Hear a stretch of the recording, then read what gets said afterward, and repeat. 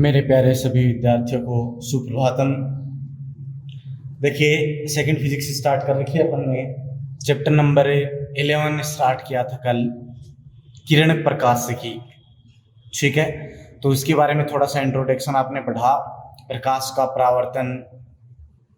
ठीक है, फिर उसके बाद में समतल दर्पण से प्रतिबिंब का निर्माण। और आपको याद हो गया होगा कि समतल दर्पण से जो प्रतिबिंब बनता है वो सदैव कैसा बनेगा, वो सीधा बनेगा, आभासी बनेगा।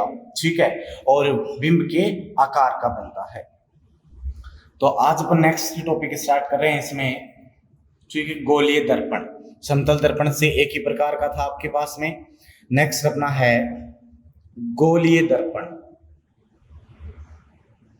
देखो, नाम से भी थोड़ा सा आपको डिफाइन हो रहा होगा। गोलीय मीन्स कहीं ना कहीं गोले का इसमें योगदान है। तो एक कांच का खोखला गोला होगा, ये कांच का खोखला गोला है, और इसको मैंने एक भाग ये कट कर लिया इधर से। ये भाग मैंने कट कर लिया तो मेरे को कैसा आकृति मिलेगी, ऐसी वक्राकार आकृति मिलेगी।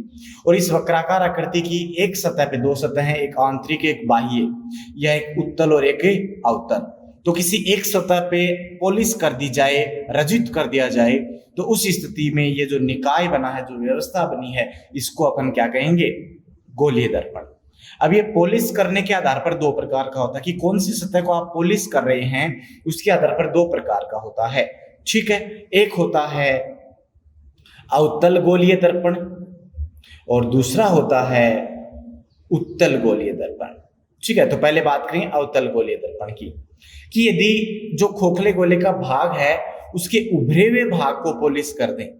किसको कर दें? उभरे हुए भाग को पॉलिश कर दें, तो ऐसा जो आपके पास में बनेगा, जैसे कि मान लो ये आपके पास में है कटा हुआ भाग, तो इसका उभरा भाग ये है। इसको अगर आप पॉलिश कर देते हैं तो आंतरिक भाग से क्या होता है, परावर्तन की घटना होती है। ऐसे प्रकार का जो दर्पण होगा उसे अवतल गोलीय दर्पण कहेंगे। जो आपके सामने ये दिख रहा होगा, ये अवतल गोलीय दर्पण है। इस पर यहाँ परावर्तनीय घटना होगी, तो मान लिया कि ये समांतर रेखाएं आई, ये समांतर रेखा परावर्तन यहाँ से परावर्तित होगी, और परावर्तन के पश्चात जो मुख्य अक्ष के समांतर, अभी अगर पढ़ेंगे अपन मुख्य अक्ष क्या होती है, कैसे वो परावर्तित होती है, ये सब चीजें। तो जैसे यहाँ पर आएगी तो ये मुख्य अक्ष से गुजरती है, देखो ऐसे चली जाती है, तो परावर्तित हुई कि नहीं हुई, तो ये कहलाता है अवतल दर्पण। दूसरा है उत्तल। उत्तल कौन सा होगा, कि जो खोखला भाग है, ठीक है, उस खोखले भाग के आंतरिक भाग को पॉलिश कर दिया जाए। मीन्स इस भाग को मैं पॉलिश कर दूं तो उभरा हुआ भाग जो है उससे क्या होता है, परावर्तन होता है। उभरे हुए भाग से क्या होगा, परावर्तन। ये इसकी मुख्य अक्ष। तो मान लिया कि आपके पास में कोई प्रकाश किरण यहां आ रही है इसके समांतर, तो यहाँ पे ये फोकस बिंदु से गुजरेगी नहीं, लेकिन ये फोकस बिंदु से जाती हुई प्रतीत होगी, क्योंकि इसका फोकस बिंदु यहां होता है। अभी अपन पढ़ेंगे। ठीक है, तो ये यहां से आती हुई प्रतीत होती है। तो ये होता है उत्तल। दोनों की डेफिनेशन समझ में आई, अवतल और उत्तल। अवतल में कैसे परावर्तन होगा, उत्तल में कैसे परावर्तन होगा, दोनों चीज क्लियर हुई। ओके, नेक्स्ट अपने पास इसमें कुछ डेफिनेशंस आती हैं और कुछ राशियां जिनको अपने को याद रखना है, उनके डेफिनेशन भी आ जाती है, और वो बेसिक है, वो अपने आगे काम भी आता है। क्लियर है? तो सबसे पहले जो डेफिनेशन आती है कुछ परिभाषाओं में, पहली डेफिनेशन आती है द्वारक। क्या आती है? द्वारक। तो यहाँ पे मैं डायग्राम एक ड्रॉ कर देता हूं, उसमें साथ साथ अपन समझेंगे कि क्या द्वारक है और क्या अपने पास में ध्रुव है, ये सब चीजें। ये मैं यहाँ पे एक अवतल दर्पण गोलीय दर्पण ले रहा हूं। देखो, मैंने इस भाग को पॉलिश कर रखा है, ये इस भाग को पॉलिश कर दिया। तो इस भाग को पॉलिश करूंगा तो ये वाला आंतरिक भाग है, ये परावर्तित करेगा। तो ये कौन से प्रकार का दर्पण हो गया, ये अवतल गोलीय दर्पण हो गया। ठीक है, अब द्वारक की बात करेंगे। तो द्वारक क्या होगा कि दर्पण के उस भाग का व्यास जिससे प्रकाश परावर्तित होता है। देखो, यहाँ पे यहां से लेकर यहां तक इतना भाग है जिससे प्रकाश क्या होगा, परावर्तित होगा। तो ये इसका जो ये व्यास है, ये क्या कहलाएगा, ये उस दर्पण का द्वारक कहलाता है। इसको मैं नाम दे देता हूं ए बी। तो डेफिनेशन समझ में आई। तो दर्पण के उस भाग का व्यास जिससे प्रकाश परावर्तित होता है उसे द्वारक कहते हैं, और यहां पे इस दर्पण में द्वारक है ए बी। क्लियर है? ओके। दूसरा पॉइंट है, यह है एपरेचर ऑफ ए मिरर। दूसरा है ध्रुव। ध्रुव पोल। ध्रुव क्या होगा कि दर्पण का जो परावर्तक पृष्ठ है, उस परावर्तक पृष्ठ का जो मध्य बिंदु है वो ध्रुव कहलाता है। देखो ये दर्पण है और इस दर्पण के परावर्तक पृष्ठ का ये मध्य बिंदु है, तो इसको ध्रुव कहते हैं, पोल कहते हैं, और इसे P से दर्शाते हैं। क्लियर है? तो फिर से दर्पण के पृष्ठ, परावर्तक पृष्ठ का मध्य बिंदु ध्रुव कहलाता है, इसे P से दर्शाते हैं। तो यहां पर मैंने इसको P से दर्शाया है। क्लियर है? ओके। नेक्स्ट है थर्ड डेफिनेशन, वक्रता केंद्र। वक्रता केंद्र क्या होगा? वक्रता केंद्र देखो, ये एक खोखला गोला था और इस खोखले गोले का ये केंद्र है। ठीक है, सी से डिनोट करूंगा मैं इसको, सेंटर को। तो इससे अपन ने काटा है इस अवतल दर्पण को, उत्तल दर्पण को या गोलीय दर्पण को। तो डेफिनेशन है कि गोलीय दर्पण को जिस गोले से काटा जाता है उस गोले का केंद्र वक्रता केंद्र कहलाता है। क्लियर है? तो ये गोला है, इसको अपन ने किसी गोले से काटा था इसको, तो कुछ ऐसी काल्पनिक रचना बनेगी। तो इसका जो केंद्र है वो यहां से होगा। तो ये वाला जो पॉइंट है, ये वाला पॉइंट क्या कहलाता है? वक्रता केंद्र कहलाता है। और इसे किससे डिनोट करते हैं? सी से डिनोट करते हैं, सी से दर्शाते हैं। तो क्या होता है वक्रता केंद्र? कि गोलीय दर्पण को जिस गोले से काटा जाता है उसका केंद्र वक्रता केंद्र कहलाता है। क्लियर है? ये हो गया वक्रता केंद्र। नेक्स्ट होगी वक्रता त्रिज्या। डेफिनेशंस आप ध्यान रखेंगे सभी।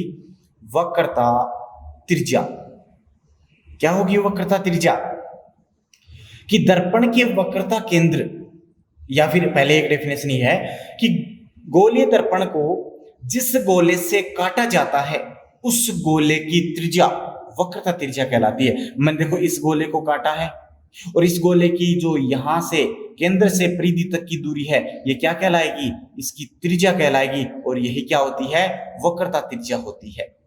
ठीक है, और वक्रता त्रिज्या होती है। तो यहां से एक डेफिनेशन और बड़ी, देखो ये इसका केंद्र है और इस केंद्र से परिधि पर ये मैंने कोई पॉइंट P ले रखा है जो कि ध्रुव है। अगर मैं इन दोनों को मिला दूं तो इनको मिलाने के लिए जो रेखा होगी, जो इनको मिलाने के लिए बाद जो इनके मध्य की दूरी होगी वो क्या कहलाएगी? वक्रता त्रिज्या कहलाएगी। तो एक डेफिनेशन ये बन गई, ज्यादा बेटर है। दर्पण के वक्रता केंद्र व ध्रुव के मध्य की दूरी को क्या कहते हैं? वक्रता त्रिज्या कहते हैं। क्लियर है? और इसे R से दर्शाते हैं, कैपिटल R से। मींस ये वाली जो दूरी है, ये दूरी किसके तुल्य होगी? वक्रता त्रिज्या के तुल्य होगी। क्लियर है? नेक्स्ट है मुख्य अक्ष। नेक्स्ट डेफिनेशन है मुख्य अक्ष। क्या होगी मुख्य अक्ष? बड़ी सिंपल है, वक्रता केंद्र और ध्रुव को मिलाने वाली रेखा को मुख्य अक्ष कहते हैं, या वक्रता केंद्र व ध्रुव से गुजरने वाली रेखा को मुख्य अक्ष कहते हैं। तो इनसे ये वाली रेखा गुजर रही है, देखो ये वाली रेखा, इसे मुख्य अक्ष कहा जाता है। और सामान्यतः अपन ये अक्ष एक्सिस लेते हैं, इट मींस अक्ष अक्ष डैश। क्या होती है? अक्ष अक्ष डैश। क्लियर है? तो मुख्य अक्ष समझ में आई कि वक्रता केंद्र व ध्रुव को मिलाने वाली रेखा को मुख्य अक्ष कहा जाता है। ओके, नेक्स्ट है मुख्य फोकस। मुख्य फोकस क्या होगा? मुख्य फोकस, या इसको मुख्य फोकस बिंदु भी कहते हैं। क्या कहते हैं? फोकस बिंदु भी कहते हैं। ठीक है, प्रिंसिपल फोकस और फोकस पॉइंट। देखो अभी आप नियमों में पढ़ेंगे कि मुख्य अक्ष के समांतर, देखो ये मुख्य अक्ष है, इसके समांतर आपतित किरणें दर्पण के, यहां पे इसके समांतर होंगी। ये मैं अवतल दर्पण की बात कर रहा हूं। ठीक है, ये इसके समांतर आपतित है, देखो मुख्य अक्ष के।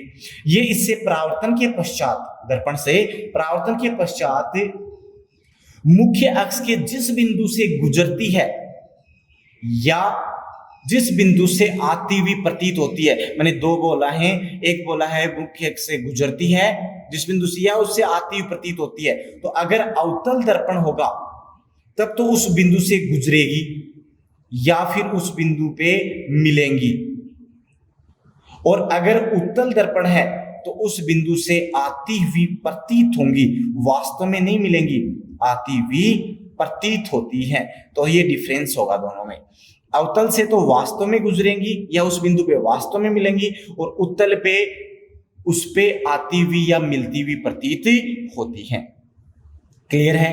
तो यहां से इस बिंदु जैसे टकराने के बाद ये इस बिंदु से गुजरी, मान लो ये, या इधर की तरफ कोई समांतर रेखा आई और ये भी इससे परावर्तित होने के बाद इस बिंदु से गुजरी, तो ये जिस बिंदु से भी गुजरती हैं, ठीक है, उसी बिंदु को अपन क्या कहते हैं, मुख्य फोकस या फोकस बिंदु कहते हैं, और इसे कैपिटल एफ से दर्शाया जाता है। क्लियर है? जैसे यहां पे देखो, ये कौन सा था, अवतल था, कौन सा उत्तल था, और उत्तल में देखो समांतर आ रही है, इधर मुड़ गई, तो ये कहां से गुजरी, मुख्य अक्ष पे तो मिली नहीं, तो ये यहां से अपन जब देखते हैं तो अपने को लगेगा कि ये बिंदु यहां से आ रही है, मींस देखो आती हुई प्रतीत हो रही है, आती हुई प्रतीत हो रही है, और प्रतीत हो रही है, तो इस स्थिति में मैं क्या कहूंगा कि ये वाला बिंदु जो है ये क्या कहलाता है, फोकस बिंदु या मुख्य फोकस कहलाता है। क्लियर है? अब यहाँ पे दोनों की देखो स्थिति अलग अलग होती है। अवतल दर्पण में है वो दर्पण के सामने होता है, देखो ये दर्पण है, इस दर्पण के सामने स्थित है क्या? जबकि उत्तल में देखो दर्पण इधर से परावर्तन कर रहा है, लेकिन ये इसकी किधर होता है, पीछे होता है, किधर होता है, पीछे होता है। क्लियर है? तो मुख्य फोकस जो है वो अवतल दर्पण जो है, अवतल के तो क्या होगा, फ्रंट में, मीन्स सामने होगा, जबकि उत्तल दर्पण के क्या होगा, उत्तल दर्पण के पीछे होता है। क्लियर है? तो ये हो गया आपका मुख्य फोकस। ठीक है, नेक्स्ट अपने पास में होगी डेफिनेशन फोकस दूरी। नेक्स्ट डेफिनेशन होगी फोकस दूरी। क्या होती है फोकस दूरी? बड़ी सिंपल है कि मुख्य फोकस बिंदु व दर्पण के ध्रुव के मध्य की दूरी, मुख्य फोकस बिंदु व दर्पण के ध्रुव के मध्य की दूरी को क्या कहते हैं, फोकस दूरी कहते हैं। क्या कहते हैं? फोकस दूरी कहते हैं। और मुख्य फोकस को कैपिटल एफ से दर्शाया था और फोकस दूरी को स्मॉल एफ से दर्शाया जाता है। क्लियर है? तो ये फोकस दूरी हो गई और ये मुख्य फोकस बिंदु हो गया। अब यहां पे देखो कैपिटल एफ फोकस बिंदु और ध्रुव पी, तो इनके बीच की ये जो दूरी है ये किसके तुल्य होगी? फोकस दूरी के तुल्य होगी। सेम इसी प्रकार से ये देखो उत्तल के लिए ये ध्रुव है पी और ये फोकस बिंदु है एफ, तो इनके बीच की जो दूरी है वो क्या होगी? फोकस दूरी होगी। तो एफ पी बराबर किसके तुल्य होगी? स्मॉल एफ के। क्लियर है? और वक्रता त्रिज्या सी पी, और इधर भी ये वाला पॉइंट यहां पे आएगा सी, तो ये इसकी वक्रता त्रिज्या। तो इन दोनों स्थितियों में सीपी बराबर क्या होगा? आर होगा। सीपी बराबर क्या होगा? आर होगा। तो ये कुछ महत्वपूर्ण परिभाषाएं थी जो आपको ध्यान में रखनी है। इन्हीं से आगे अपने को पता चलेगा कि फोकस दूरियां कैसे होती हैं, किस प्रकार से ली जाती हैं, फोकस दूरी कौन सी, मुख्य फोकस कौन सा, वक्रता त्रिज्या कौन सा, इस प्रकार से आप इनको डिफरेंट वे में देखेंगे। क्लियर है? नेक्स्ट अपने पास आता है जो आपका चिन्ह परिपाटी है, कि साइनों को कैसे लेंगे अपन, चिन्हों को कैसे लेंगे, वो अपने को देखना है। ठीक है, तो चिन्ह परिपाटी कैसे होगी? तो नेक्स्ट अपने पास से टॉपिक है इसी में चिन्ह परिपाटी। बड़ी ही आसान होती है। देखो सबसे पहली बात तो कि वस्तु को अपन दर्पण को ऐसे रखेंगे कि वस्तु अपने बाईं ओर आए दर्पण के। कैसे आए? बाईं ओर। जैसे अवतल दर्पण की मैं बात करूं, ये अवतल दर्पण है, तो इसका जो परावर्तक तल है वो अंदर की ओर है, तो इसको इस प्रकार से रखूंगा मैं ताकि वस्तु बाईं ओर आ जाए। मीन्स वस्तु कहाँ आ जाए, यहाँ पे आ जाए। वस्तु कहाँ जाए, ये ऑब्जेक्ट यहाँ पे आ जाए। और उत्तल को कैसे लूंगा मैं, उत्तल को भी ऐसे लूंगा मैं ताकि वस्तु कैसे आ जाए, बाईं ओर आ जाए। ये उत्तल लिया जाएगा। देखो इसका आंतरिक भाग मैंने पॉलिश कर रखा है। ये बिंदु P हो गया, ये बिंदु P, अक्ष अक्ष डैश, अक्ष अक्ष डैश। तो यहां पे रखा जाए क्या, बिंब रखा जाए, ऑब्जेक्ट रखा जाए। ठीक है, तो पहला नियम तो यही है कि वस्तु को दर्पण के बाईं ओर रखते हैं। ठीक है, और इसमें जो ध्रुव होता है ये होता है मूल बिंदु। ध्रुव को क्या लिया जाता है, मूल बिंदु। और मूल बिंदु लेंगे तो जितनी भी दूरियां अपन मापेंगे, फोकस दूरी है, ठीक है, बिंब की दूरी है, प्रतिबिंब की दूरी है और वक्रता त्रिज्या है, ये सभी दूरियां कहां से मापेंगे, ध्रुव से मापेंगे। तो वेरी इंपॉर्टेंट बात, आगे जब अपन बात करेंगे न्यूमेरिकल्स में, डेरिवेशंस में, तो आपको याद होना चाहिए कि दर्पण में, गोलीय दर्पण में सभी दूरियां कहां से मापी जाएंगी, ध्रुव से मापी जाएंगी। कहां से मापी जाएंगी, ध्रुव से। मीन्स यहां से मेजर करेंगे आप, तो इधर की साइड में होंगी वो इनको, इधर की साइड में होंगी इनको।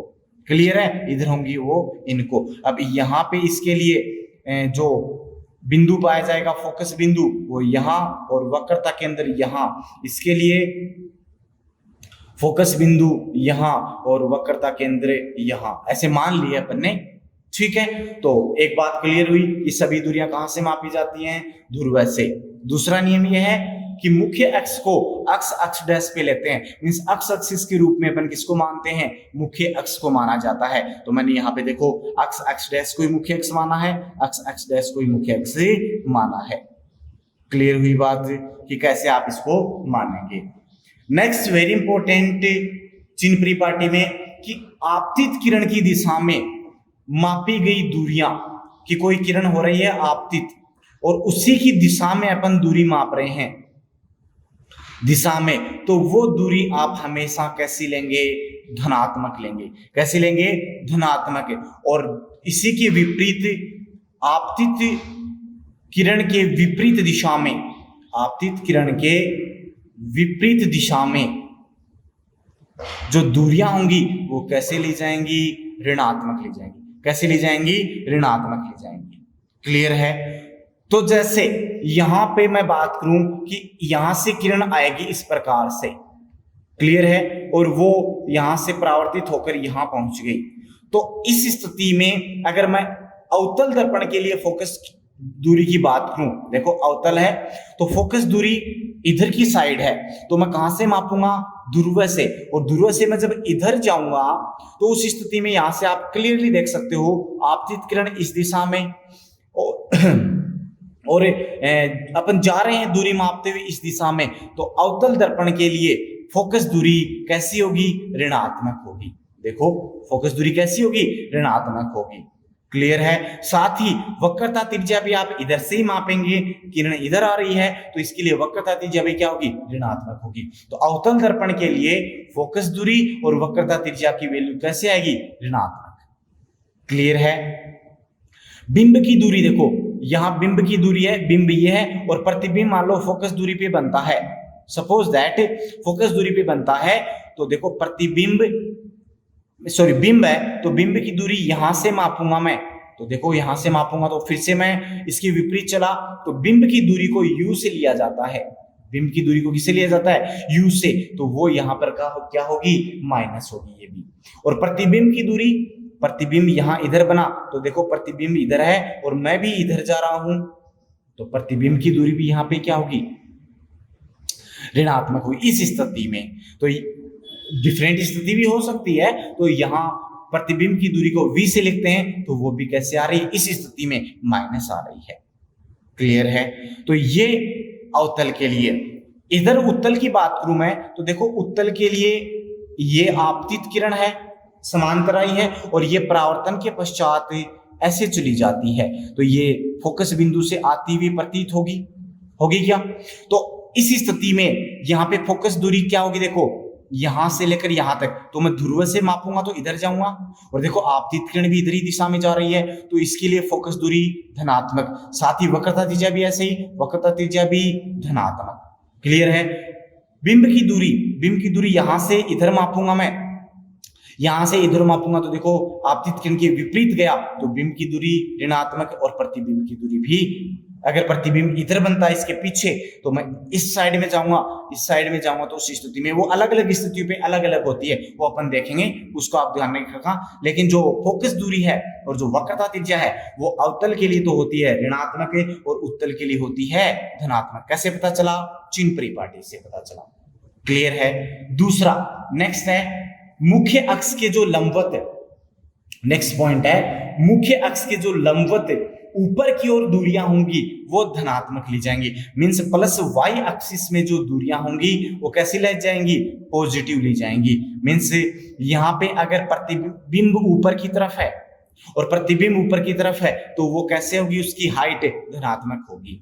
ठीक है। और अगर प्रतिबिंब नीचे की तरफ बन रहा है, ठीक है, वाई एक्सिस में, माइनस एक्सिस में, मींस मुख्य अक्ष के लंबवत नीचे की ओर जो दूरियां होंगी, मींस वाई एक्सिस माइनस पे, वो कैसी होंगी? ऋणात्मक होंगी। क्लियर है। तो ये होती है चिन्ह परिपाटी, याद रह जाएगी आपको, क्योंकि जब अपन डेरिवेशंस करेंगे में तो इसमें काफी महत्वपूर्ण योगदान रहेगा इसका, तो आप अच्छे से देखें इसको। नेक्स्ट अपना टॉपिक है गोलीय दर्पण से प्रतिबिंब निर्माण। अब गोलीय दर्पण दो हैं, एक अवतल और एक उत्तल, दोनों से अपन प्रतिबिंब का निर्माण करेंगे। लेकिन उससे पहले अपन कुछ इसके नियम हैं वो देख लेते हैं कि कोई भी प्रतिबिंब बनने के लिए कम से कम आपको 2 प्रकाश किरणें चाहिए।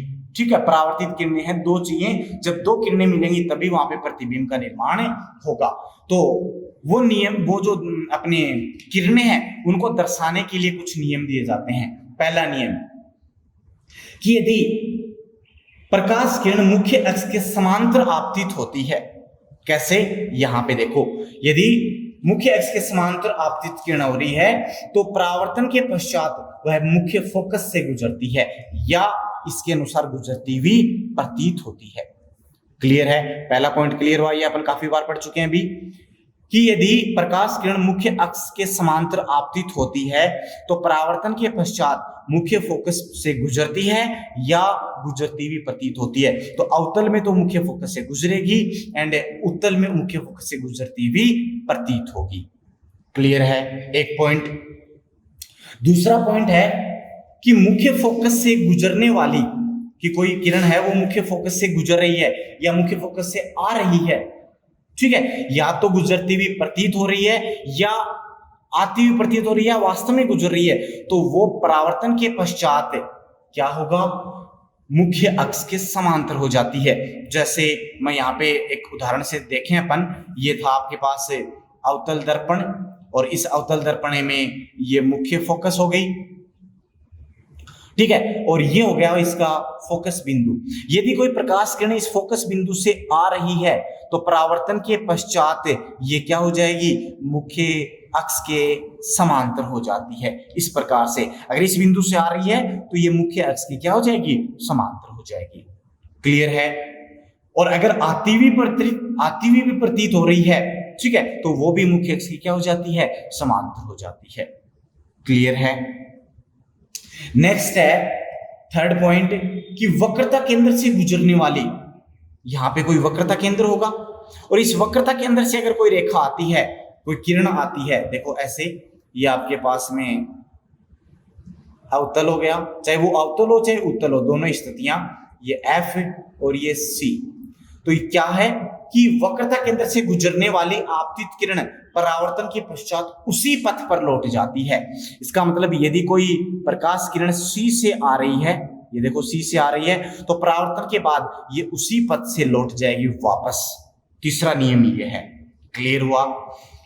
वक्रता केंद्र से गुजरने वाली आपतित किरण परावर्तन के पश्चात उसी पथ पर वापस लौट जाती है। और फोर्थ होता है कि यदि कोई प्रकाश किरण, ये बहुत कम आपके काम आएगा आगे, यदि कोई प्रकाश किरण ध्रुव पर आपतित हो रही है मुख्य अक्ष से कोई कोण बनाते हुए, इस प्रकार से ध्रुव पर आपतित हो रही है कोई एंगल आई बनाते हुए, तो परावर्तन के पश्चात वह समान कोण से उसी माध्यम में परावर्तित हो जाती है। मीन्स ये आर कोण जो है वो एंगल आई बराबर एंगल आर होगा, तो उसी कोण पर वापस से ये क्या हो जाती है, परावर्तित हो जाती है।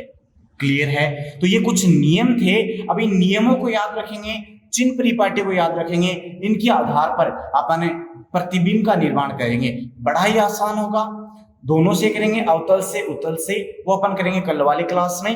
तो पहले आप इन नियमों को याद कर लें, और जो आपकी चिन्ह परिपाटी है इसको याद कर लें, ठीक है। गोलीय दर्पण की जो परिभाषा है इनको याद कर लें, बाकी अपन कल वाले क्लास में अपन इसको डिस्कस करेंगे। क्लियर है सभी को? ठीक है। और वीडियो अगर आपको पसंद आ रहा है, समझ में आ रहा है क्लियरली, तो आप इसको ज्यादा से ज्यादा लाइक करें, ज्यादा से ज्यादा शेयर करें, और जो भी आपके फीडबैक्स हैं वो आप उपलब्ध करें। ठीक है, धन्यवाद।